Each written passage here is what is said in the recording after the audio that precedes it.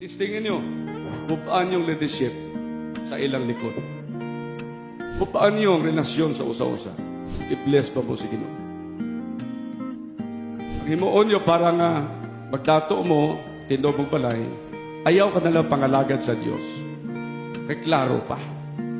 Ay mga lagad ka sa Diyos, you profess to be spiritual, pero ang imo kasing-kasing puno, kapaitan, igsuon, di ka i-bless sa Diyos. Klaruhan na lang. Pabitaw si Joshua before he led those 2 million, 3 million Israelites to the promised land. Iklaro niya. Ingon siya, pagklaro ka mo. Og dautan alang niyo mga lagad sa Diyos, nagdala ka nato from Egypt down here. Ay ako ang malagara siya. Alagaran niyo katong mga Diyos, itos, pikas, pangpang. Paglaruho niyo na lang.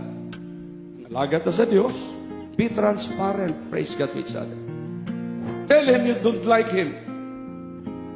Okay? Di ka makauyon. Smile lang ka. Pagtalikod niya, pirahan mo siya. That is hypocrisy. That is not Christ-likeness. Tell him in the face that you don't like him. Tell him in the face that you do not agree with him. And then, kauman anik soon. Reconcile.